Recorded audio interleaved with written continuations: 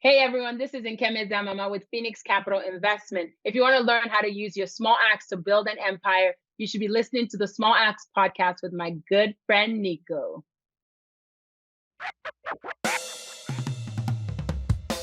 Hey guys, it's your boy Nico here from the Small Acts Podcast. I want to show you how to use your small acts to build a lasting empire. You see, not everybody begins their investing career with millions of dollars, a huge network of investors, or the knowledge necessary to become successful in this space, and that's okay. What I focus on here on this podcast is helping you hone your skills, sharpen your tools to become the best investor that you can be. Now, I want you to sit back, relax, and enjoy this show. If you have any questions or you want to reach out to me or the guest, feel free to do so. Love you guys.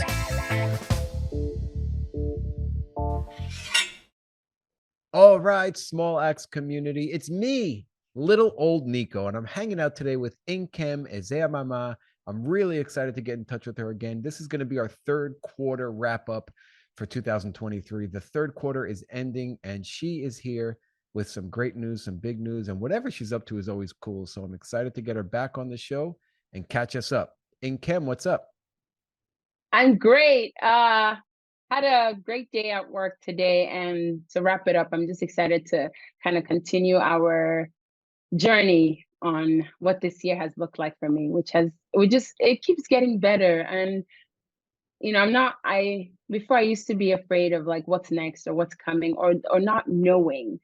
And now it doesn't even matter. Tomorrow's gonna come and it's gonna be exciting. So yes, I'm excited to be here and like just kick this off. Awesome. Let's do it. Okay. So this is now the end of the third quarter.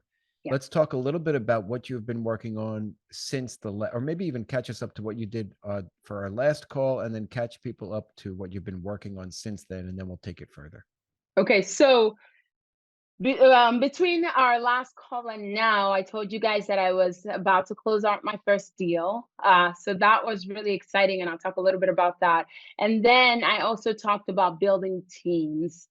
I have come to the realization that you won't be able to go far in life or like in the business and entrepreneurship, if you don't work together, if you don't link arms, and if you don't build a team.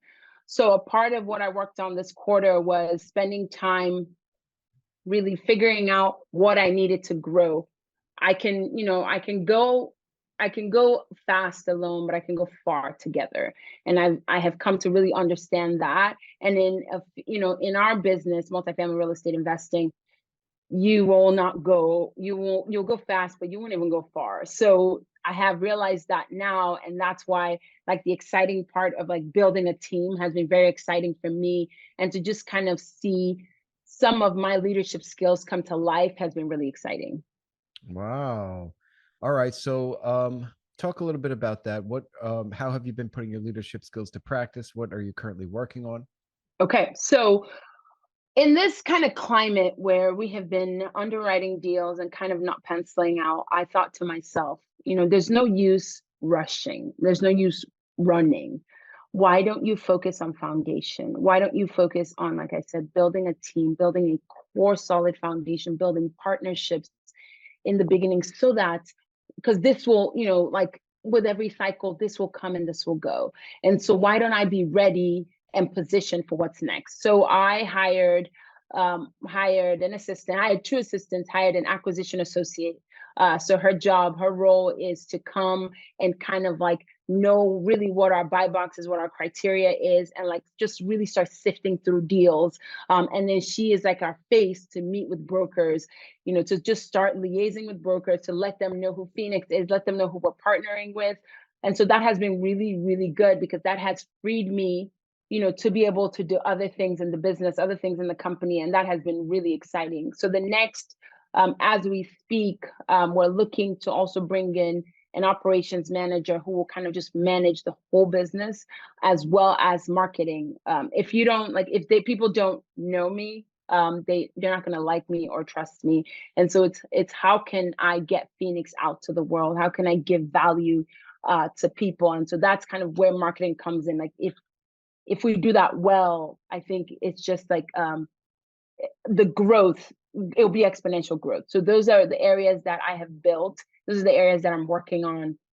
And it's Nico, it's been exciting. It's no dull moment, but no dull moment at all. But I think that it's been good so that like as we're, as the deals are not coming as much, that's really what I focused on. And it's been really exciting. I'm not gonna lie. Oh, awesome. And Kim, can you do me a favor and kind of remind the audience of your awesome name, Phoenix, right? And where you're based out of and kind of what markets you look at or how you look for deals. Okay, so we are Phoenix Capital. We are, as you know, multifamily real estate investment company, and we are in the Southeast. So we focus in the markets in Tennessee, which is where I'm mainly based, and then Georgia and the Carolinas. And we use a lot of market research to kind of pick those areas. We focus on job growth, rent growth, population growth. And that's like one of the things that our acquisition associate is really good at. It's really going into the markets like based on what we think is important to us and picking really good markets and submarkets. That's kind of who we are, where we're based, where we look for deals. It's in that area. And then what else did you ask me? No, that's it. And how did you find this acquisitions manager and how did you train this person? Okay, good question. So she reached out to another partner, another group and said, "Hey, I'm new. I just graduated college. I'm looking for a job. I've worked with a property management team in the past, and I really want to get into real estate. I'm really excited. I have a lot to learn, but I'm willing to learn." And that was like within 15 minutes of the interview, I knew that she was someone who was teachable. She was someone who was coachable, and she was someone who wanted to learn. And that's the only criteria I needed because I know what it took for me to like sit down and learn everything that I've learned. And so I know what it takes to grow. She understood the vision and the mission behind Phoenix, and she said, "Hey, I'm ready to work. I'm ready to come on board." So it was a great.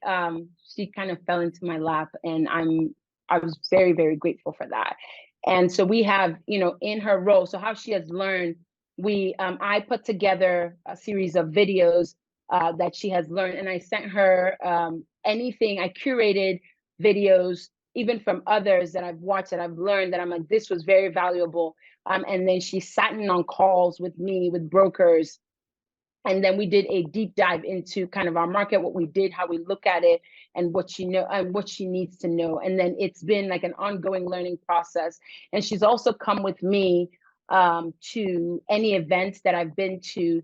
I've brought her along with me so that she knows, understands, sees kind of what it's like to talk to investors, what it's like to talk to brokers, what it's like to just interact and kind of see who we are, what we stand for, what our vision is, like I said, what our mission is. So that's the training process that she's gone through. And that's how I found her. I'm very, very grateful.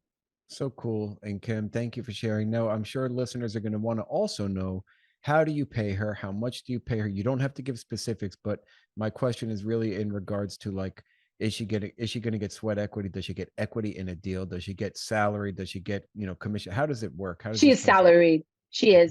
is for now, she's brand new. She's salaried, and it will go up. I'll go significantly up as she grows in her title or has her role, and she has a potential to become that role has a potential to become a director role, and she could easily slide into that. So it is a salaried role.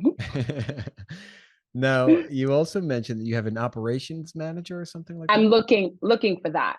Okay. So I think that the biggest thing I've learned in success and in companies who are just thriving is that it's the systems and the processes that keep you in check in order to like grow. So it's like making sure that you're meeting, whatever the metric is or the goals that you set, but be it quarterly, be it, every 6 months, be it annually. And so someone who is looking for someone who is very well real estate, who has great real estate knowledge, who has been in that position before and knows what it is to grow and is able to grow a company. So for someone like me who is still practicing medicine, I think that role is crucial because the things that I know, but I don't know everything. So I'm looking for an expert who really will come and really make sure that, like I said, our systems, our processes are in order, and that we're meeting the goals that we need in order to move forward.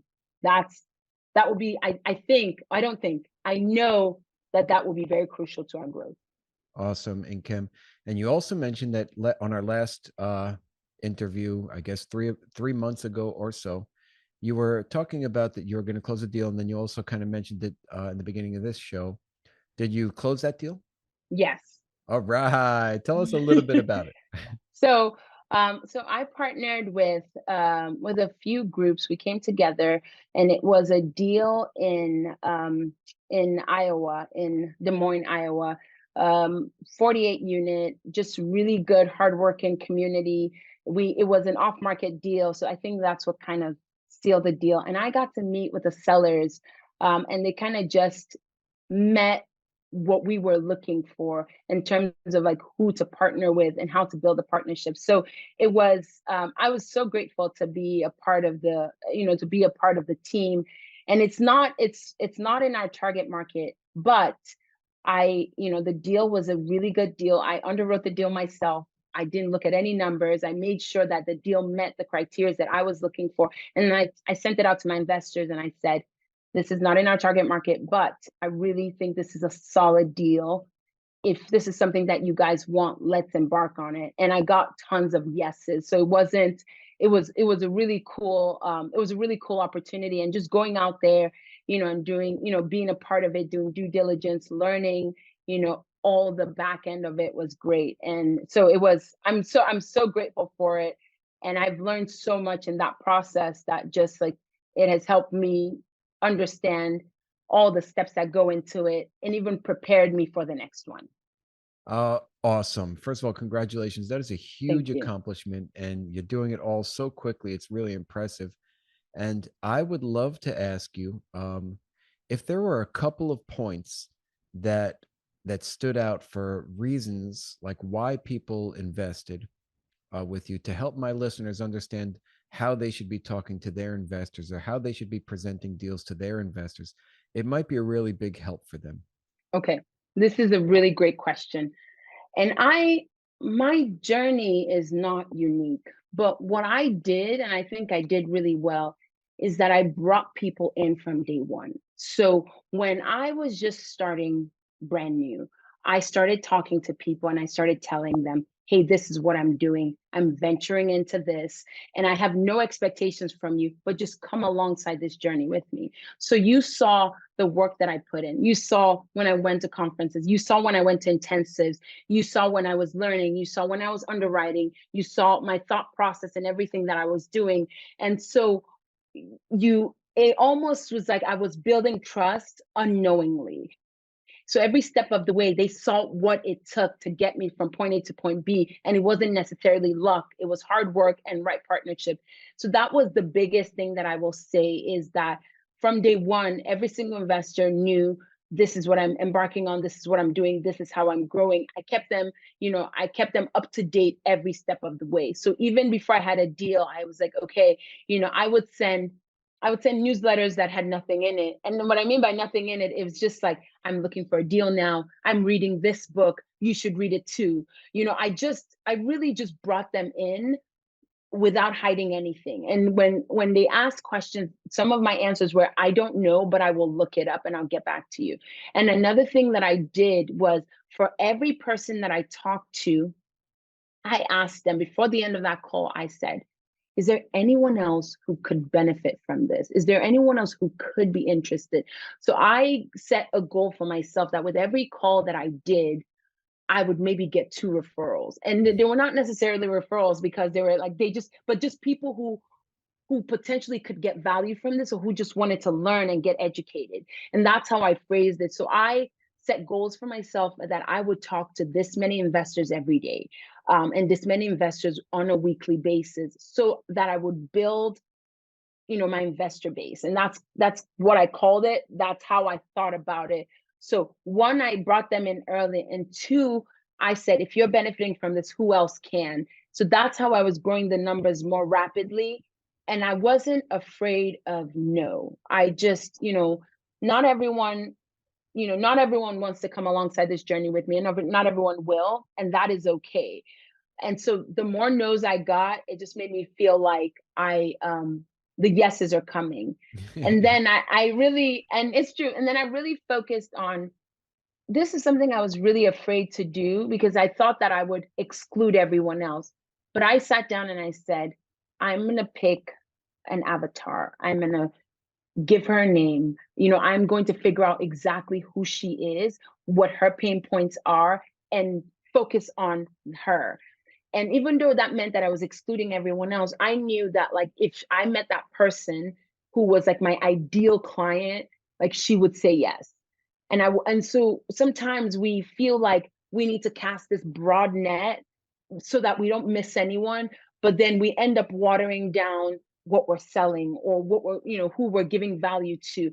And so I made that decision that, like, even if the numbers would be low in the beginning, I wasn't worried about that. But I know that if I found her, she would tell other people who were also my ideal client and grow that way. So those were some of the things that truly I did that I feel like anyone can do and can get success. I truly, truly feel that way.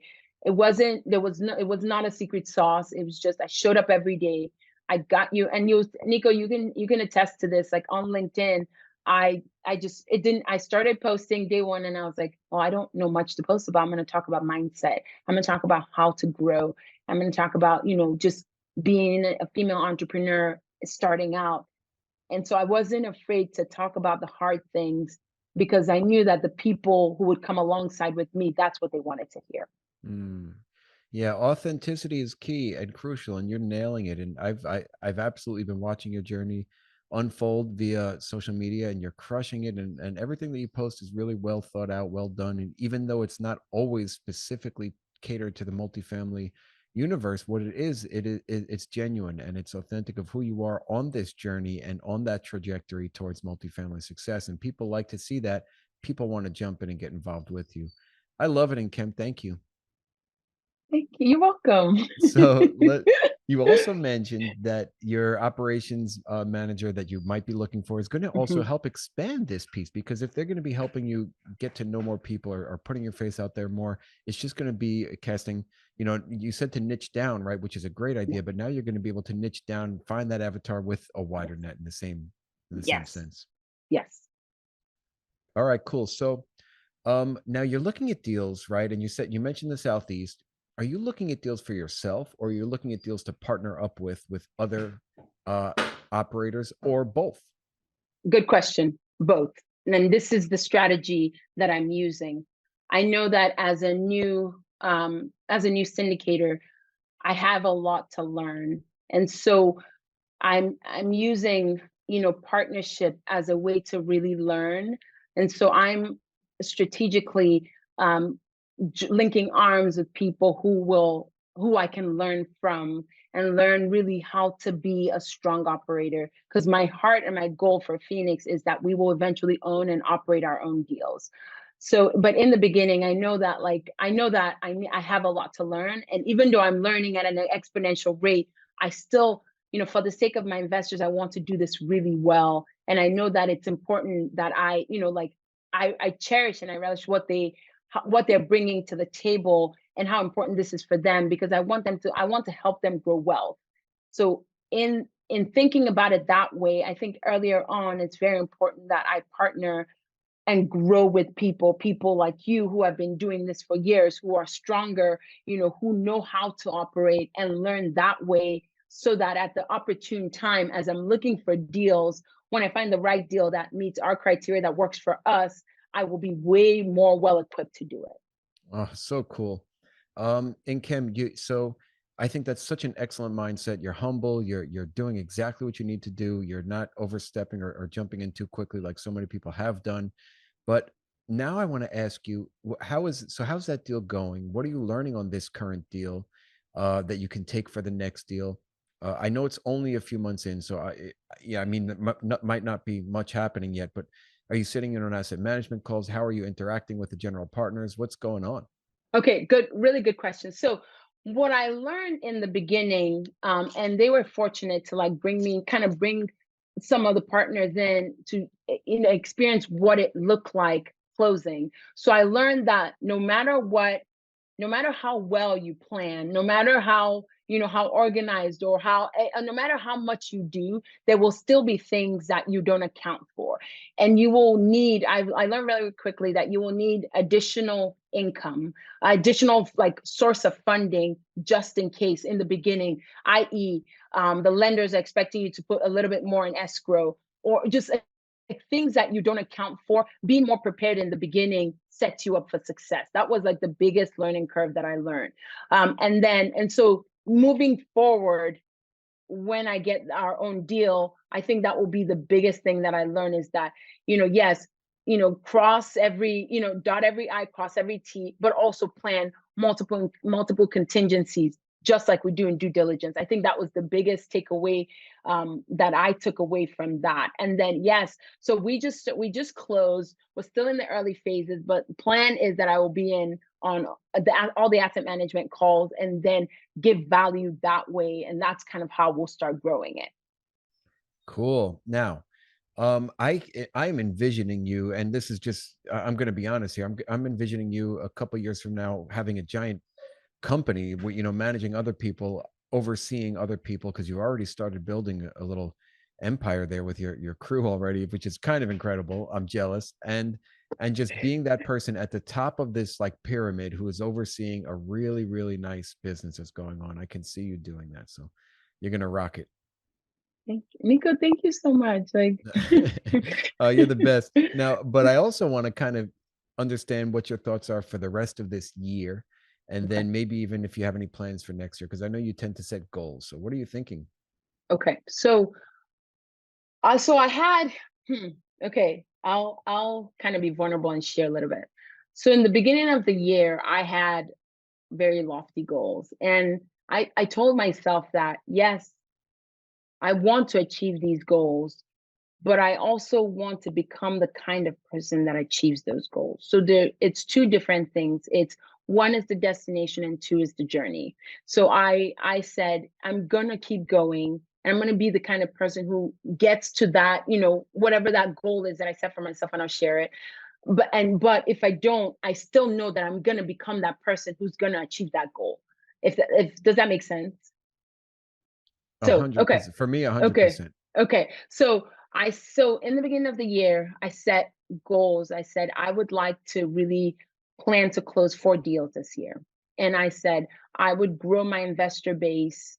I would start from 0 to 1,000. That was my goal for the year. And the year didn't pan out exactly the way that I planned, and that's okay. But I superseded my goals in other things. Like I put myself out there. I showed up, to conferences that were filled with healthcare professionals, and I said, my name is Dr. Nkem, and I am CEO and founder of Phoenix Capital Investment, and this is what I'm doing, and this is how I'm doing it.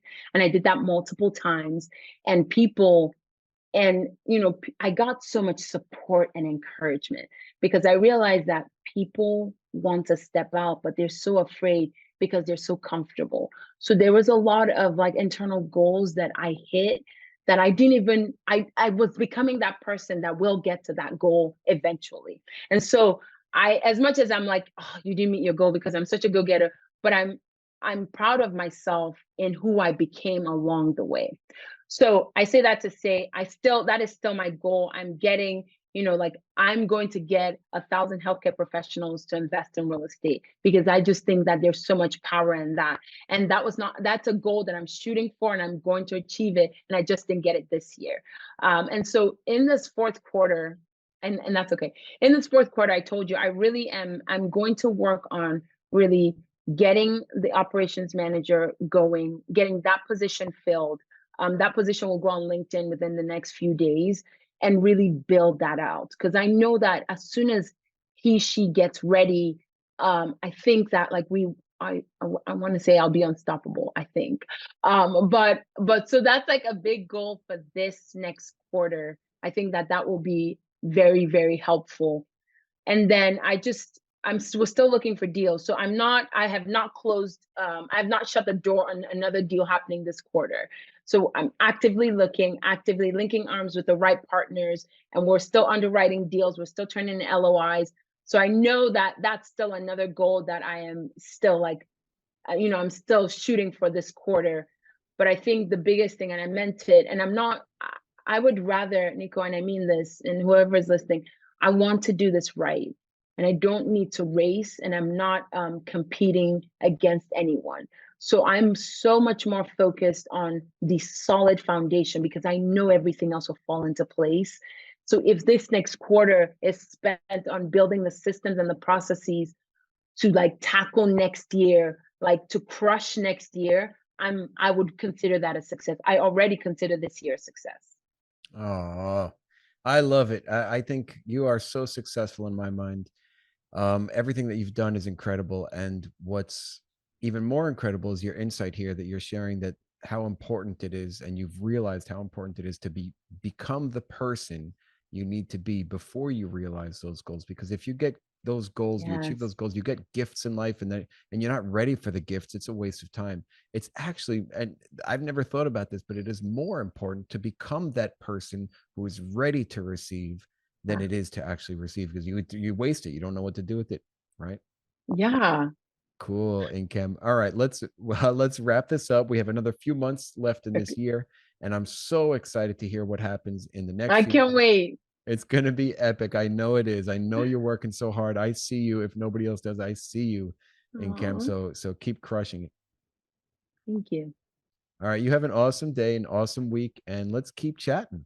Yes, absolutely. I can't wait to come back. We have one more, right? Yeah, we have one more. Okay, good. I can't wait to come back and just like, before we go, I just want to say this to like someone who's listening, who's like, this series is for people who are starting out. So I truly want to encourage the people who are like, this is not a good time, or I'm afraid, or I can't do it. I think that if it is in your heart to do it, if it's in your heart to start something, then you just take a step of faith. You just take that first step and you start working hard and you start linking arms with people. I now have the mindset that it is people and time, and those two things will get you to where you need to go. It's people, and then when you have a long-term mindset, I think you can accomplish anything you want. So if you're listening to this or watching it and you're just thinking, can I do it? The answer is yes. You just have to want it, and then you have to take action. Oh, yes. Oh, so cool. And you know what? Reach out to Nkem. Nkem, how can people reach out to you? Okay, so I am very active on social media, LinkedIn. I just Nico, we'll put it in the chat, but I just started an Instagram account really to give value. But LinkedIn, social media, our website is www.phcinvest.com. And you can find me really on any social or the website. And I'd love to, I'll put it out there. I'd love to chat with anyone who is starting, who's thinking about starting. If I can truly be of assistance, I would love to be, because I didn't get here alone, and I got here with the help of people. And one of the first people I spoke to was Nico, and he like schooled me on a lot of things on how to grow. And I was like, I told him, I was like, if you don't mind, I'm going to keep calling you. And I did. So just know that if you need help, I would love to. Thank you. Thank you. Thank you so much, Nkem. All right, let's rock. Let's call this episode a wrap, and we will be in touch in a few months. All right. Hey, Small Axe community. I would like to say thank you for listening to another episode of my podcast, where we show you how to use your small axe to build a lasting empire. Now, if you liked what you heard, it would mean the world to me if you would subscribe, leave a 5-star rating, and write a review. Also, if you want to get in touch with me, go to my website at smalaxecommunities.com. Book a call with me. And until the next episode, keep sharpening those axes.